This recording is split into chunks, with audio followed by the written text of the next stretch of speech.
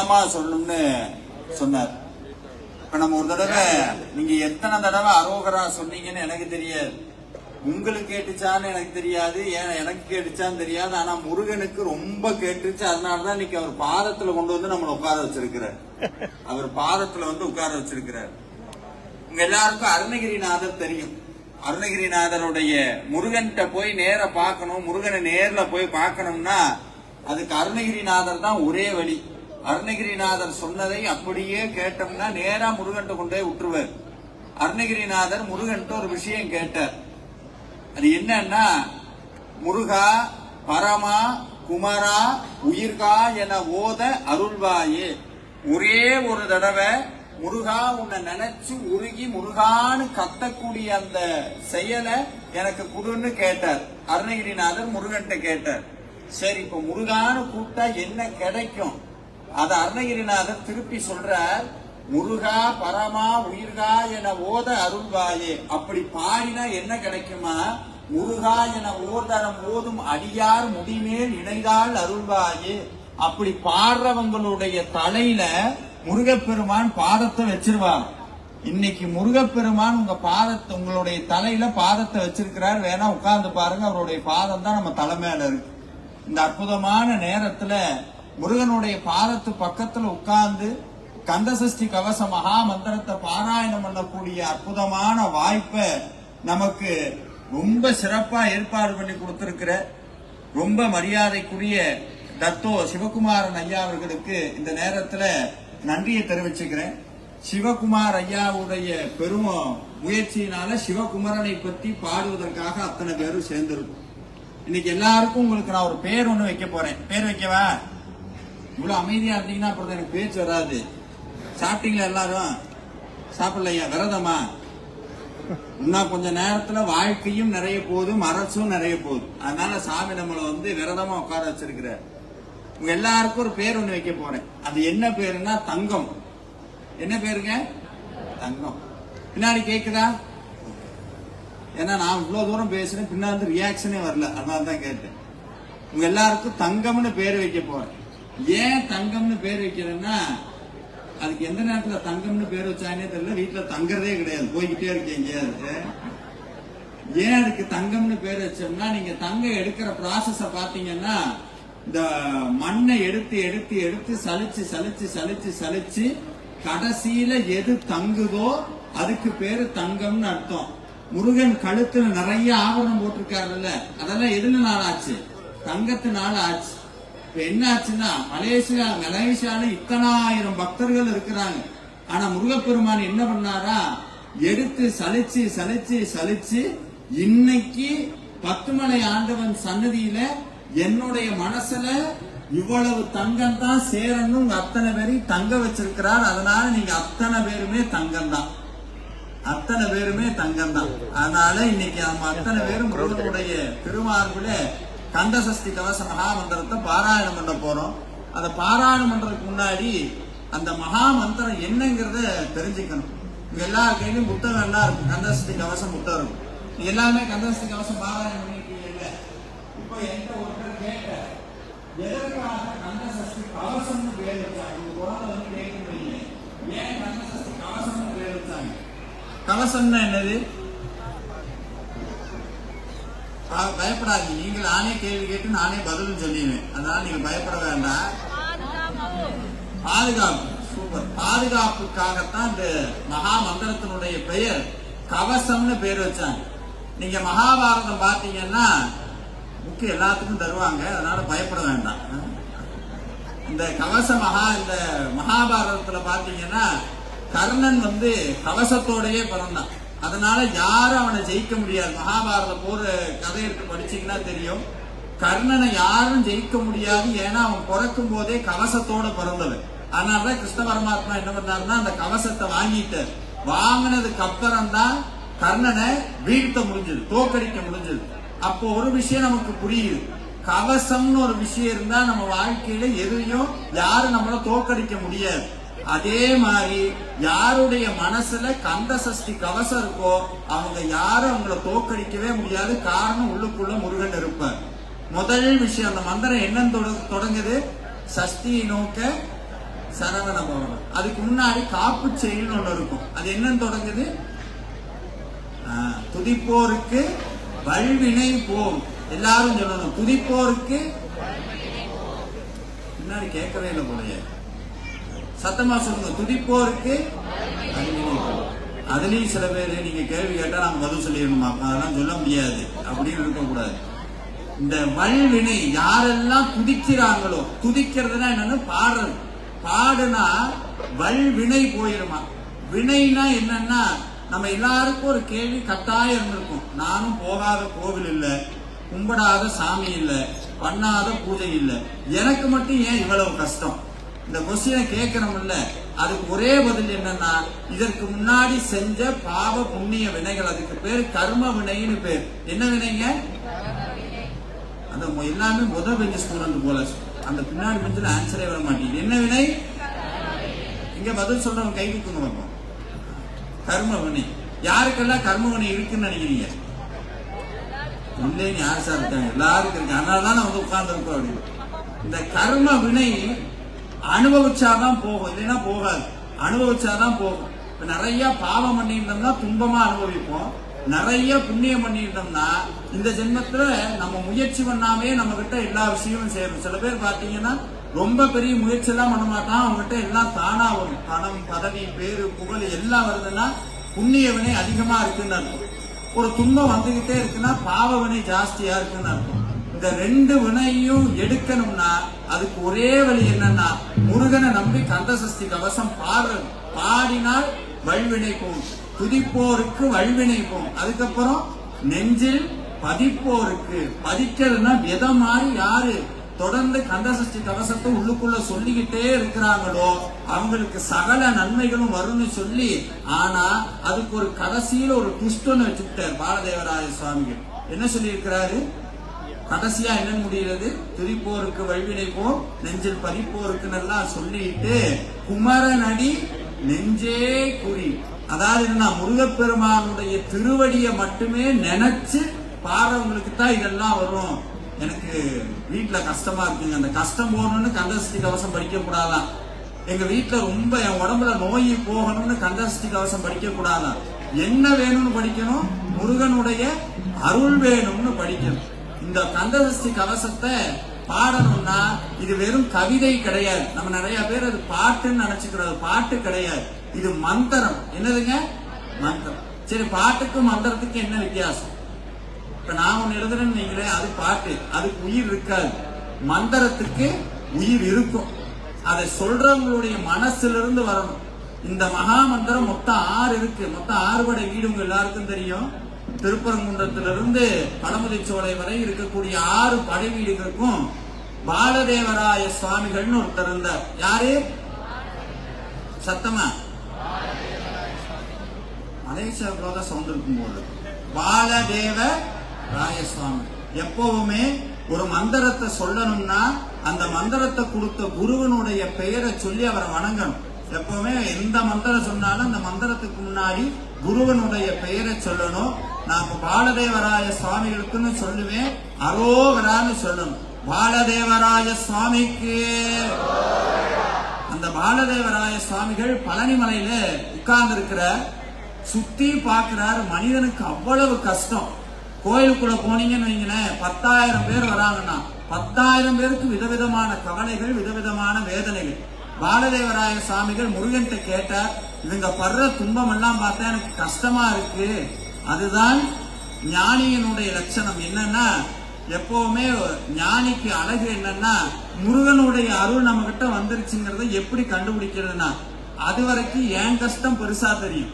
முருகனுடைய அருள் என்கிட்ட வர வரைக்கும் என்னுடைய கவலையும் துன்பமும் பெருசா இருக்கும். முருகனுடைய அருள் என்கிட்ட வந்துருச்சுன்னா அடுத்தவங்க துயரெல்லாம் என்னோட துயரம் மாதிரி அவ்வளவு கஷ்டமா இருக்கும். பிறர் மேல அன்பு வரும். அதுதான் முருகனுடைய அருள்ங்கிறது. பாலதேவராய சுவாமிகள் முருகன்கிட்ட இதை நினைச்சுக்கிட்டே படுக்கிற கனவுல பழனிமலை முருகப்பெருமான் வரார். என்னைய நோக்கி கந்தசஷ்டி கவசம் பாடுன்னு முருகப்பெருமான் பாட சொல்றார். பாலதேவராய சுவாமிகள் அப்பொழுதே எந்திரிச்சு சரவண பொய்கையில குளிச்சு பழனியில ஆரம்பிக்கிறார் இந்த கந்தசஷ்டி கவச மகா மந்திரத்தை. மொத்தம் 6 வடை வீட்டுல இதை பாராயணம் பண்றார். இப்ப நம்ம பாராயணம் பண்ற கந்தசஷ்டி கவசமானது திருச்செந்தூர் முருகப்பெருமானுடைய மகா மந்திரம். எப்பவுமே வாழ்க்கையில் இருக்கக்கூடிய கவலைகள் நீங்கி நிறைய சந்தோஷம் வேணும்னா பழனிக்கு போகணும். இன்ப ஆக்கம் பழனி, துன்ப நீக்கம் திருச்செந்தூர். இன்ப ஆக்கம் பழனி, துன்ப நீக்கம் திருச்செந்தூர். மனிதர்களுடைய துயர் அப்படியே இருக்கிற இடம் தெரியாம தொடர்ச்சி எரியக்கூடிய ஒரே கோவில் இருக்குன்னு சொன்னா அது திருச்செந்தூர் ஆண்டவர் தான். அந்த திருச்செந்தூர்ல சொல்லப்பட்டதுதான் இந்த மகா மந்திரம். இந்த மகா மந்திரத்துல எப்பவுமே ஒரு மந்திரத்துக்கு ஒரு லட்சணம் உண்டு. என்னன்னா, இப்ப நான் ஒரு மந்திரம் சொல்றேன்னா அந்த மந்திரத்தினுடைய இறைவனை மனசுக்குள்ள வரையணும். எப்படி? மனசுக்குள்ளேயே வரையணும். மனசுக்குள்ள எப்படி வரையுது? எந்த பெயிண்ட் வச்சு வரைகிறது? பெயிண்ட்னால வரைய முடியாது, நம்மளுடைய நினைவுகள்னால வரைய முடியும். அதனாலதான் ஒரு மந்திரத்துக்கு முன்னாடி இருக்கக்கூடிய ஸ்லோகத்திற்கு பேரு தியான ஸ்லோகம்னு பேரு. என்ன ஸ்லோகங்க? தியான ஸ்லோகம். தியானம்னா என்னன்னா, ஒரு மந்திரம் நமக்கு வேலை செய்யணும்னா அந்த இறைவன் நம்ம கிட்ட உள்ள உட்காரணும். இப்ப முருகனுடைய மந்திரம் சொன்னா முருகன் மனசுக்குள்ள உட்காரணும். முருகன் எப்படி இருப்பார்? உங்ககிட்ட கேட்டாங்கன்னா முருகன் எப்படி இருப்பான்னு கேட்டா என்ன சொன்னீங்க? அழகா இருக்காங்க, அழகா இருப்பார். ஒவ்வொருத்தருக்கும் ஒவ்வொரு முருகன் பிடிக்கும். எனக்கு பிடிச்சதே பத்துமலை முருகன் தாங்க. எனக்கு பிடிச்சது திருச்செந்தூர். ஒவ்வொருத்தருக்கும் ஒவ்வொரு முருகன் பிடிக்கும். அப்படி பாலதேவராய சுவாமிகள் இந்த மகா மந்திரத்தை பாராயணம் பண்றதுக்கு முன்னாடி அற்புதமான ஒரு தியான ஸ்லோகம் சொல்றார். தியானம்னா என்னன்னா, இறைவன் அப்படியே எழுத்துனால வரையறது. அந்த முருகன் எப்படி இருந்தார் அப்படிங்கறது அப்படியே எழுத்துனால வரையறது. அதத்தான் இங்க சொல்லி இருக்கிறார். இப்ப இந்த மந்திரத்தை சொன்ன நாள் எது அப்படின்னா அதுலயே சொல்லியிருக்கார். சஷ்டியை நோக்க அப்படின்னு சொன்னார். சஷ்டினா 6வது நாள். அந்த முருகப்பெருமானுக்கு உகந்த 6வது நாள் இந்த மகா மந்திரம் சொல்லப்பட்டது. சஷ்டியை நோக்க சரவண பவனா சிஸ்டருக்குதவும் செங்கதிர் வேளா அப்படின்னு சொல்றாரு. அதுக்கப்புறம் பாதம் 2 பன்மணி சதங்கை கீதம் பாத கிங்கினி யாடன்னு சொல்லி மைய நடனம் செய்யும் மயில்வாகனார் என்ன பண்ணாரா? கையில் வேளால் என்னை காக்க என்று வந்துன்னு சொன்னார். அதுதான் தியான ஸ்லோகம். கையில் வேளால் என்னை காக்க வென்று வந்து பாலதேவராய சுவாமிகள் இந்த மகா மந்திரத்தை சொல்லணும்னு நினைக்கிறதுக்கு முன்னாடி முருகப்பெருமான் நின்னார். அங்க வந்துன்னு போட்டிருக்கு. வந்தார்னு சொல்லல, வருவார்னு சொல்ல, வரப்போகிறார்னு சொல்ல, வந்துன்னு சொன்னார். அப்படின்னா என்னன்னா, மந்திரம் தொடங்கறதுக்கு முன்னாடியே முருகப்பெருமான் வந்துட்டார். எப்படி வந்தாரா? கையில வேலோட வந்தாரா. அப்ப இந்த மந்திரம் சொல்லணும் அப்படின்னா ஒன்னே ஒண்ணு தெரிஞ்சுக்கங்க. கந்த சஷ்டி கவச மகா மந்திரம் முருகன் வருவாருன்னு நினைச்சு நீங்க படிக்கல. முருகன் வந்தனால்தான் இன்னைக்கு நீங்க உட்கார்ந்து படிக்க வந்திருக்கிறீங்க. அப்ப இன்னைக்கே உங்களுடைய தலையில இருக்க மோசமான தலையெழுத்தெல்லாம் முருகப்பெருமான் மாத்த போறார். அந்த தலையெழுத்தை மாத்தணுங்கிறதுக்குன்னா 7 ஜென்மம்னு சொல்லுவாங்க. கேள்விப்பட்டிருக்கீங்களா? 7 ஜென்ம பாவவினை போடும்பாங்க. அது என்ன 7 ஜென்ம பாவவினைனா, பாட்டன் அப்படியே வரிசையா வந்தோம்னா கூட்டன் கூட்டி அப்படின்னு சொன்னீங்கன்னா பரம்பரைன்னு சொல்லுவாங்க. பரம்னா நம்மளுடைய பரம்பரை ஆரம்பிச்ச இது 7 மொத்தம். அந்த 7 தலைமுறைக்கு செஞ்ச பாவம் போனுங்கிறங்காட்டி தான் இந்த மகா மந்திரத்துல மூல மந்திரத்துக்கு அப்புறம் ஒரு வரி வரும். சரவண மகனா இவன பகச ரிரி. அதை எண்ணி பாத்தீங்கன்னா 7 தடவை இருக்கும். ரீன்னு 7 தடவை இருக்கும். அந்த 7 தலைமுறைக்கு செஞ்ச பாவ வினைகள் இந்த மகா மந்திரத்தை பாராயணம் செய்வதால் பரிபூரணமாக விளக்கப்படும். அது இன்னைக்கும் நடக்குது. அப்ப இந்த மந்திரத்தை பாராயணம் பண்ணா என்ன நினைக்கணும்னா, நீங்க எதற்காக இந்த மகா மந்திரத்தை பாராயணம் பண்ண வந்திருக்கீங்கன்னு எனக்கு தெரியாது. ஆனா இப்ப சொல்றேன், எல்லாத்தையும் மறந்துருங்க. ஒன்னே ஒண்ணு ஞாபகம் வச்சுக்கோங்க, முருகனுடைய அருள் மட்டும் எனக்கு வரணும், வேற எதுவும் எனக்கு வேண்டாம்னு சொல்லி அதுல பாலதேவராய சுவாமிகள் தெளிவா சொல்றாரு. என்னன்னா, பாலதேவராயன் பகர்ந்த மந்திரத்தை எப்படி சொன்னா, ஒரு நாள் 36 கொண்டு ஓதிய ஜெபித்து உகந்த நீர் அணிய எப்படி சொல்லணுமா, கருத்து ஊன்றி சொல்லணுமா. இந்த கந்தசஷ்டி கவச மகா மந்திர ரகசியத்தை கந்தசஷ்டி கவச பாராயணம் முடிஞ்சதுக்கு அப்புறம் நான் அதை சொற்பொழிவா சொல்ல போறேன். இந்த மந்திரத்தினுடைய அழகு, முருகனுடைய பெருமைகள் எல்லாம் சொல்ல போறேன். அதற்கு முன்னாடி இந்த மகா மந்திரத்தை பாராயணம் பண்றதுக்கு முன்னாடி ஒரு சில முறைகள் இருக்கு. அதுல முதல்ல நம்மளுடைய உடம்பு சுத்தமாகணும், உடம்பும் மனதும் சுத்தமாகணும். நேரா உட்கார்ந்துக்குங்க. முடிஞ்சவங்க சமணங்கால் போட்டு உட்காரலாம், முடியாதவங்க எப்படி கம்ஃபர்டபுளா இருக்கோ அப்படி உட்கார்ந்துக்கங்க. உட்கார்ந்துட்டு முருகனை மனசார நினைச்சிட்டு 6 தடவை ஓம் சரவண பவா சொல்லணும். முருகனை நினைச்சிட்டு 6 தடவை ஓம் சரவண பவா சொல்லணும். நேரா உட்கார்ந்து கண்ணை மூடிக்கலாம். கண்ணை மூடினா எனக்கு முருகன் வரமாட்டார் சார், ஏதோ பிக் பாஸ் விஜய் டிவி எல்லாம் வருதுன்னு நினைக்கிறவங்க கண்ணை திறந்து முருகனை பார்த்துக்கலாம். முருகனை பார்த்துட்டே ஓம் சரவண பவா சொல்லணும். ஓம் சரவண பவாய நமஹ. ஓம் சரவண பவாய நமஹ. ஓம் சரவண பவாய நமஹ. ஓம் சரவண பவாய நமஹ. ஓம் சரவண பவாய நமஹ. ஓம் சரவண பவாய நமஹ. அடுத்து குரு வணக்கம்.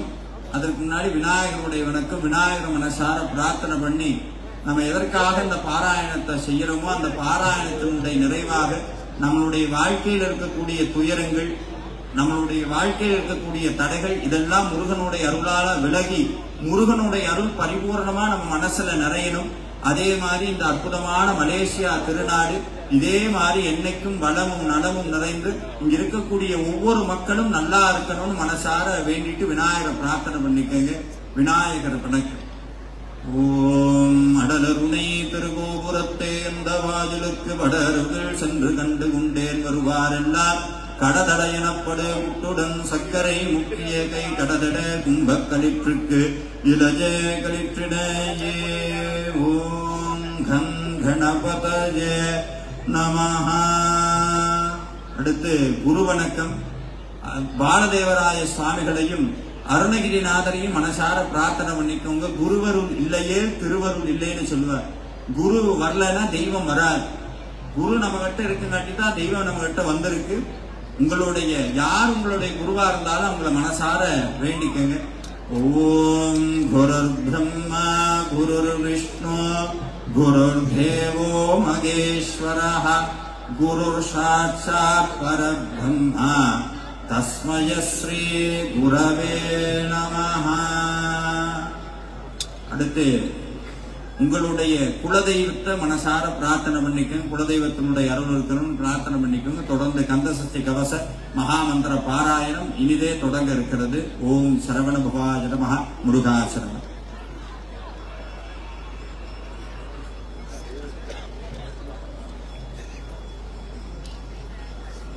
மரியாதைக்குரிய புகஸ்ரீ ஆர் விஜயகுமார் அவர்களுக்கு நம்முடைய நன்றி. யார் யாரெல்லாம் உட்காரணும் அது இப்படி கூட வந்து உட்காந்துக்கலாம். எல்லாம் உட்காந்துருங்க. உங்களை நீங்க வந்து முதல்ல ஈஸியாகிங்க. நம்ம கஷ்டப்பட்டோம்னு சொன்னா நமக்கு மைண்டு எங்கேயோ போயிடும். அதனால உங்களை நீங்க முதல் கொஞ்சம் டவுன்ல வந்து உட்காந்துக்கலாம். கிட்ட கிட்ட உட்கார தேவையில்லை. உட்கார முடியாதவங்க பின்னாடி நாக்காளில போய் உட்காந்துருங்க. சரி, இப்போது அடுத்தது காவடி சிந்து. ஸ்ரீ வல்லபை கணபதி காவடி குழு கோவை தமிழ்நாட்டிலிருந்து வந்திருக்கிறாங்க. தலைவர் திரு தியாகோருடைய தலைமையில இப்போது காவடி சிந்து பாட்டு இங்கே நடைபெறும்.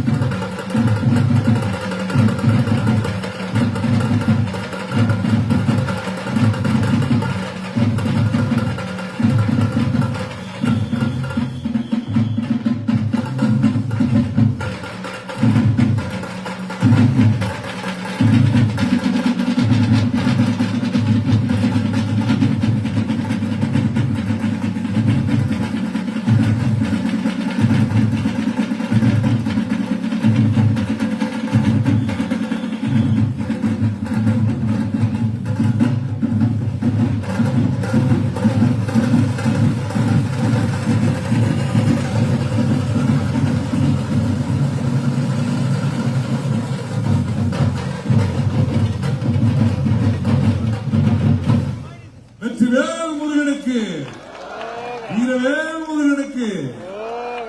இந்த தொழிலாளர் தினத்துல மே 1 உலகமே தொழிலாளர்களுக்காக கொண்டாடக்கூடிய இந்த நேரத்துல நல்லா 11 மணி வரைக்கும் தூக்கி இருக்கலாம், எங்கேயாவது போய் சுத்தி இருக்கலாம். அதுல இல்ல இன்பம். இன்பம் எங்கே, இன்பம் எங்கே என்று தேடு. அந்த இன்பம் எங்க இருக்குதுன்னு சொன்னா இன்னைக்கு இங்கதான் இருக்குது. ஐயா அவர்கள் சொன்ன மாதிரி முருகனே இங்க வந்து இறங்கி உங்களுடைய குரலை கேட்கறதுக்கு தயாராயிட்டாரு. நிச்சயம் பாருங்க, இந்த இடத்தை விட்டு நீங்க போகும்போது ஏதாவது ஒரு மாற்றம், இதுல ஏதாவது ஒரு விஷயம் உங்கள் கண்களுக்கு, உங்கள் எண்ணங்களுக்கு அது தோன்றும். பெரிய ஒரு எண்ணத்தோட வந்திருப்பீங்க, அதெல்லாம் டக்குனு முடிச்சிடலாம் அப்படிங்கிற ஒரு தோற்றம் உங்களுக்கு ஏற்படும். நன்றி. சரி, தொடர்ந்து உங்களுக்கு முருகப்பெருமான் அபிஷேகம் பண்றதுக்கு பன்னீர் வழங்குவாங்க. இப்ப எல்லாருக்கும் இந்த பன்னீர் வழங்கப்படும். நீங்க அங்கேயே உட்காருங்க, அவங்களே வந்து உங்களுக்கு எல்லாருக்கும் கொடுப்பாங்க. பிறகு கந்த சஷ்டி பாராயணம் முடிந்த பிறகு ஐயாவுடைய சொற்பொழிவு நடப்போம். அந்த சொற்பொழிவை நீங்க கேட்டுட்டு 1 மணி வரைக்கும் அங்க அபிஷேகம் பண்ணுவாங்க. நீங்க போய் கொடுக்கலாம், மேலே ஏறி போயிட்டு பாடியில முருகப்பெருமான தரிசனம் பண்ணலாம். சரிங்களா? இப்போ அது கொடுப்பாங்க. இதற்கிடையே பத்துமலை இந்த தைப்பூச திருநாள் அன்று திரைப்பட பின்னணி பாடகர் ஸ்ரீ ஸ்ரீராம் அவர்கள் இங்க வந்தாங்க. அவர் ஒரு பாடல் ஒன்று பாடினார். அண்மையில கூட யூடியூப்ல பார்த்திருக்கலாம். அந்த பாடல் இப்போது ஒழிக்க போகிறது. இந்த ஒழிக்கக்கூடிய இந்த நேரத்தில் உங்கள் அனைவருக்கும் இந்த பன்னீர் வழங்கப்படும்.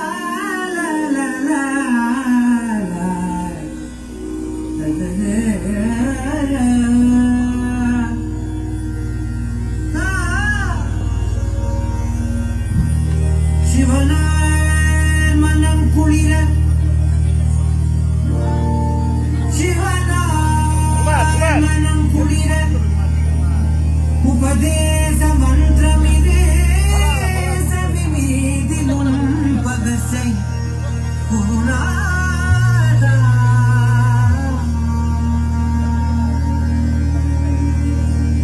சிவகாம சுந்தரித்தன் வரபால கல்தானி செயலே விரும்பி உளம் நினையாமல்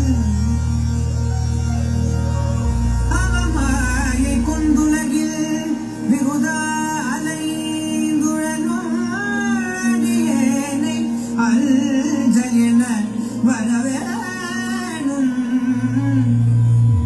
முருகா. அவமாயை கொண்டுலகில் விகுதாலைந்துழன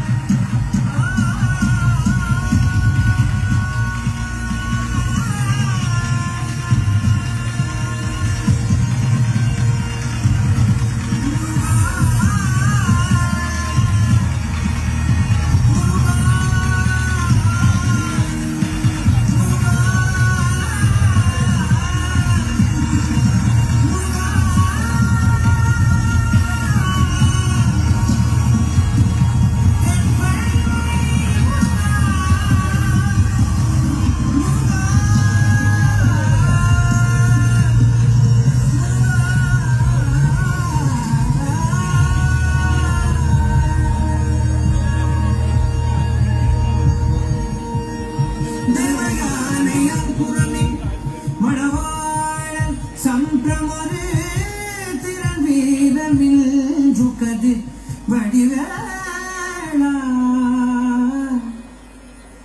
தேவயானையன் குணமில் மணவாளன் சம்பிரமொரு திரள் வீரமின்று கதிர் வடிவேளா திவுவாவினல் குடியில் வருவேல் சவுந்தரிக்க ஜகமேன்மை கண்ட விரல் பெருமாளே பெருமாளே ஜகமேன்மை கண்ட வீரல் பெருமாளே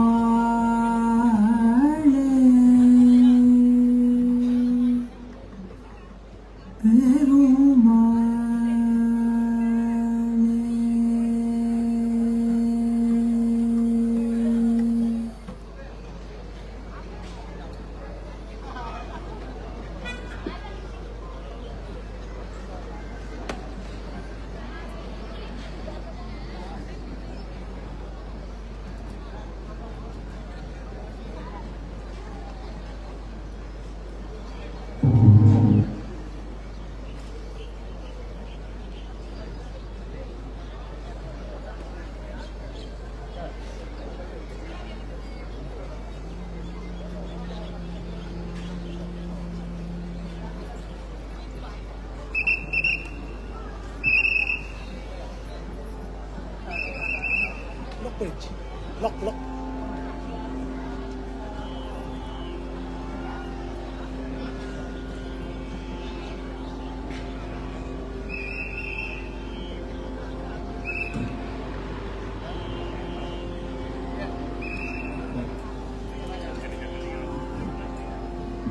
வணக்கம்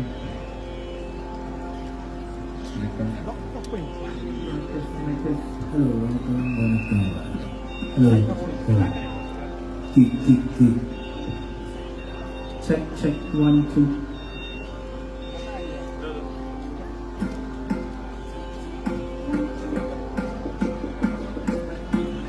வணக்கம் வணக்கம் சரி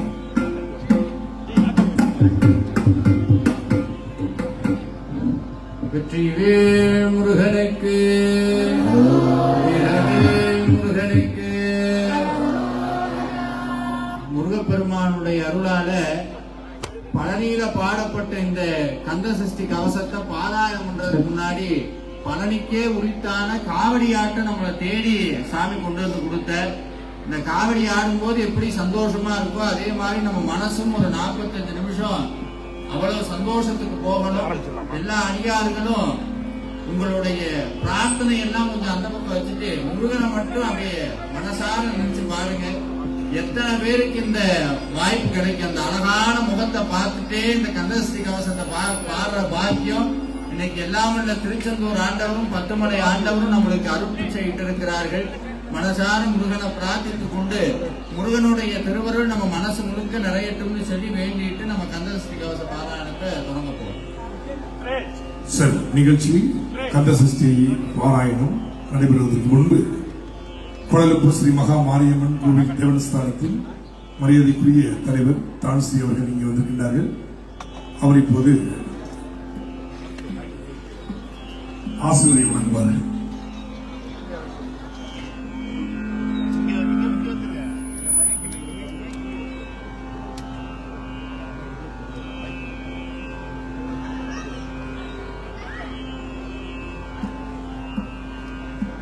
மகாமாரியம்மன் கோயில் தேவஸ்தானத்தினுடைய ஆதரவோடும் ஒத்துழைப்போடு டிஎஸ்கே குழுவினர் மற்றும் மலேசிய இந்திய ஆலய ஒருங்கிணைப்பு பேரவை மைதிமா எனப்படக்கூடிய சமய சார்புடைய இயக்கம் சிறப்பான முறையிலே இந்த ஆண்டு மே 1ஆம் தேதி இந்த கந்தசஷ்டி பாராயணத்தை நடத்துகின்றார்கள். கடந்த ஆண்டு திருவிழை என்றாலும் தேவஸ்தானத்தினுடைய ஆதரவை நான் அதிகமாக கொடுத்திருந்தேன். இந்த ஆண்டு கூட 5 உடல்நிலை சரியில்லாமல் இருந்தால் இந்த நிகழ்வில் கலந்து கொள்ள வேண்டும் இந்த ஒரே காலத்துக்காக இங்கே வருகை தந்து உங்களெல்லாம் பார்க்கின்ற ஒரு அரும் வாக்கியத்தை எனக்கு எல்லாம் வல்ல முருகப்பெருமாள் வழங்கியிருக்கின்றார். என்னை பொறுத்தவரை இது போதுமானதல்ல. மே 1ஆம் தேதி அடுத்த ஆண்டிலிருந்து வெகு விமரிசையாக தேவஸ்தானத்தினுடைய முழு ஆதரவோடு 3 நாள் நிகழ்ச்சியாக காலையிலிருந்து மாலை வரைக்கும் நாம் இந்த மே 1ஆம் தேதி நடத்த வேண்டும் என்று அது இந்த ஆண்டு உங்கள் முன்னிலையில் நான் இதை பிரணப்படுத்துகின்றேன். அடுத்த ஆண்டு முதல் நன்றாக இன்னும் விரிவாக சிறப்பாக நல்ல நிகழ்வோடு நல்ல நிகழ்ச்சிகளோடு இந்த நிகழ்ச்சி நடைபெறும். இதை முன்னின்று நடத்துகின்ற தேவஸ்தானத்தின் அரங்காவலும் மகிழ்வானின் தலைவரும் ஏஎஸ்பி குடும்பத்தினுடைய தலைவருமான லத்தோயின் சிவகுமார் அவர்களுக்கும் அவர் புரிந்தவர்களுக்கும் பத்திரிகையாளர்களுக்கும் இது திரளாக வைத்திருக்கின்ற பெரியவர்கள் தாய்மார்கள் சகோதரிகள் சகோதரர்கள் அனைவருக்கும் தேவஸ்தானத்தின் வாழ்த்துக்களை தெரிவித்துக் கொண்டு இந்த வாய்ப்பை வழங்கிய என்னுடைய அருமை நண்பர் மாறன் அவர்களுக்கும் எங்களுடைய நன்றியை தெரிவித்துக் கொள்கிறேன். இந்த நிகழ்வு பங்குபட்டிருக்கின்ற அனைவர்களுக்கும் என்னுடைய வாழ்த்துக்களை நன்றியை தெரிவித்துக் கொள்கிறேன். நன்றி, வணக்கம்.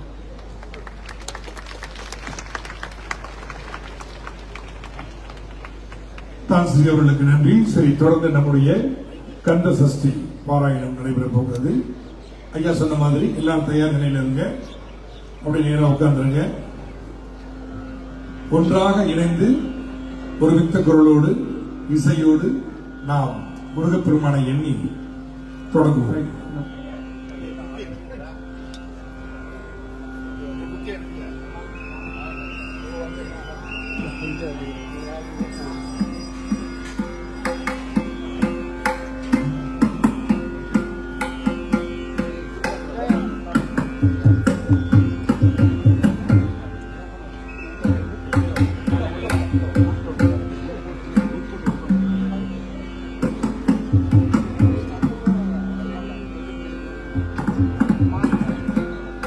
Wailing.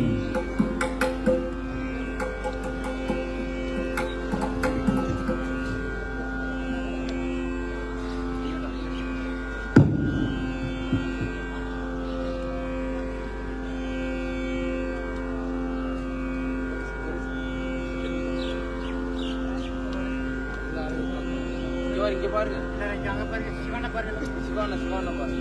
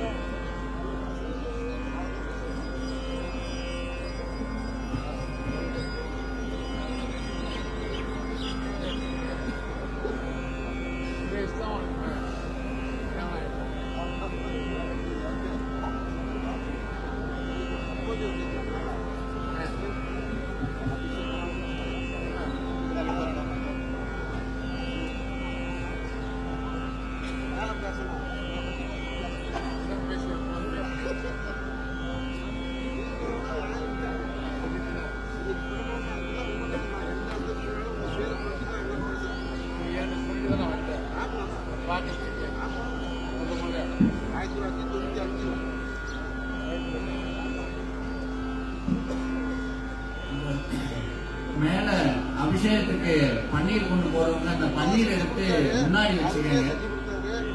ஆனா அது நம்ம தீர்த்த எடுத்துட்டு போறோம் பாத்தீங்கன்னா, மேல சாமிக்கு பால் குடம் அதெல்லாம் எடுத்துட்டு போகும்போது அது சாதாரணமா இருக்க தண்ணீர் தான் இந்த கந்த சஷ்டி கவச மகா மந்திர பாராயணம் பண்ணும்போது இந்த தண்ணீருக்கு அது ஈர்க்கக்கூடிய தன்மை உண்டு. அதை மேல கொண்டு போகும்போதே அது மங்கள நீராக மாறதுனால தண்ணீர் எடுத்து முன்னாடி வச்சுட்டீங்கன்னா நம்ம பாராயணம் பண்ணும்போது அதனுடைய அறுவடையோடு சேர்ந்து சுவாமிக்கு மேல அபிஷேகம் பண்றதுக்கு ஏதுவாக இருக்கும். இந்த கந்தசஷ்டி கவச பாராயணம் முடிஞ்சதுக்கு அப்புறம் அடியனுடைய சொற்பொழிவு ஒரு 40 நிமிடங்கள் இருக்கும். அதை முடிச்சுட்டு நீங்க போய் மேல 10 மலை ஆண்டவனுக்கு இந்த பன்னீர் அபிஷேகத்தை பண்ணலாம். அதே மாதிரி யாராவது விபூதி வச்சிருக்கீங்க அப்படின்னா அந்த விபூதியும் நீங்க பாராயணம் பண்ணும்போது முன்னாடி வச்சுக்கலாம். வீட்லயும் நீங்க பாராயணம் பண்ணும்போது எப்பவுமே முன்னாடி ஒரு கிண்ணத்துல விபூதி வச்சுக்கணும். இதுலயே சொல்றாங்க, ஓதியே ஜெபித்து உகந்து நீர் அணியேன்னு. நீருன்னா விபூதின்னு அர்த்தம். ஒவ்வொரு மந்திரமும் பாராயணம் முடிச்சு நெத்தில விபூதி வச்சுக்கலாம். விபூதி இல்லாட்டி கவலை கிடையாது. நீங்க சாமிகிட்ட போய் கும்பிட்டு போய் நெத்தில விபூதி வச்சுக்கலாம்.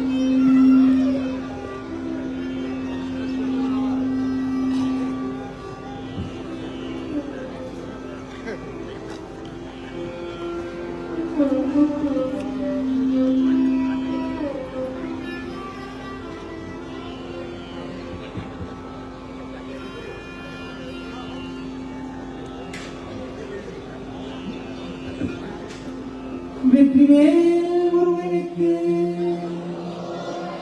வீரவேல் முருகனுக்கு, பத்துமலை முருகனுக்கு, துணிப்போர்க்கு வல்வினை போர் துன்பம் போர் நெஞ்சு பறிப்போர்க்கு செல்வம் பறித்து கவித்தோம் இசையும் கைகூடும் சஷ்டி கவசம் தனை அமரிடத்தீரவரும் பொருள் குமரனடி எங்கே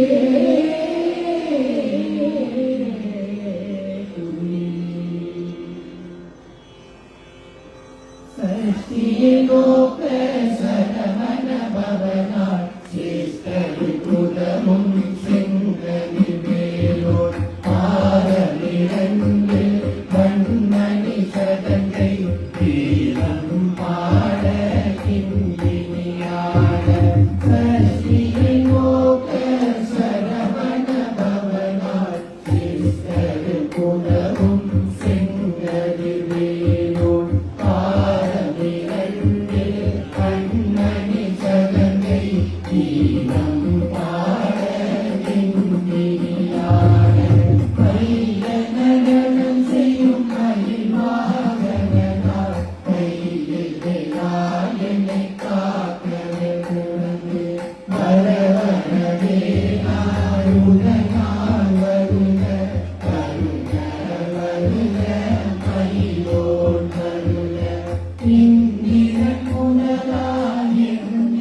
போற்ற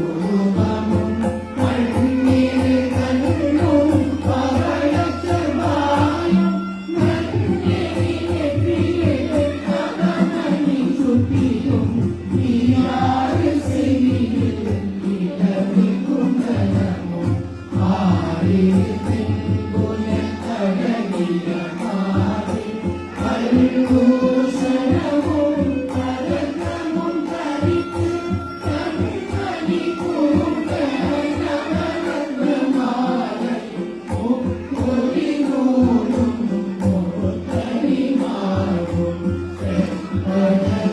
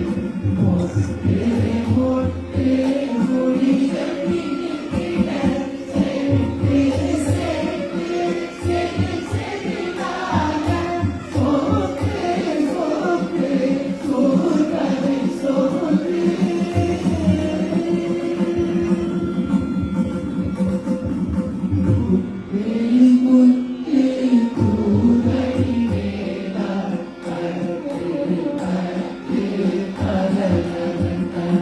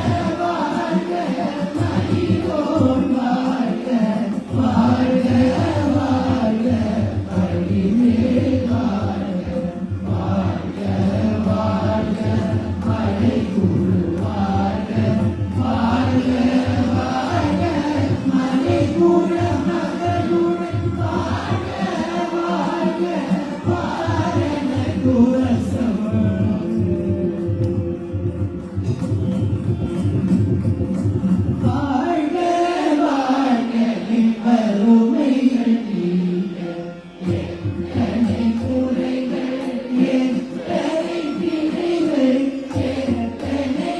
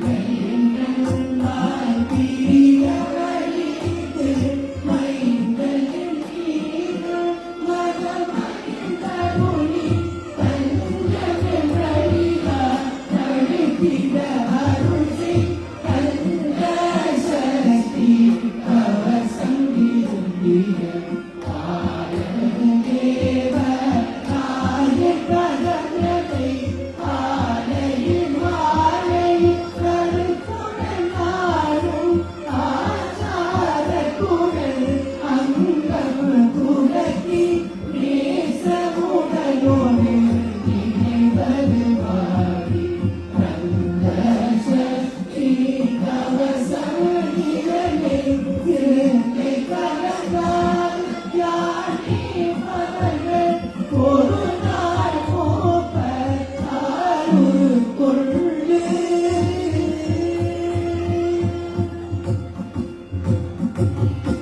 ஓதிய செழித்து முகத்தில் அறிய அருந்ததிக்குள்ளோ அழகரும் வசமாய் இசை மகன செயலருவர் மாணவரெல்லாம் வந்து வணங்குவர் நவகோள் மகிழ்ந்து நன்மை அளித்திடும் நவமலையினையும் பெறுவர் எந்த நாளும் தீர தாய் வாழ்க கண்களை வேளாண் கவச அடியே வழியாய் காண மீனாய் விளங்கும் விழியார் காண விரும்பிடும் தேர்கள் கொள்ளாதவரை கொடி கொடியாகும்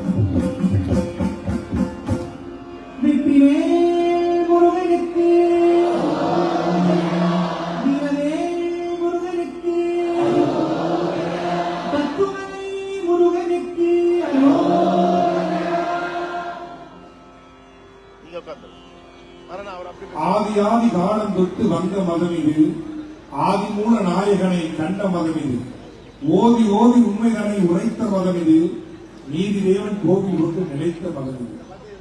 அருமை இந்து பெருமக்களே, பக்தர்களே, முறையாக நாம் கந்த சஷ்டி பாராயணம் பாடினோம். இப்போது சொற்பொழிவு.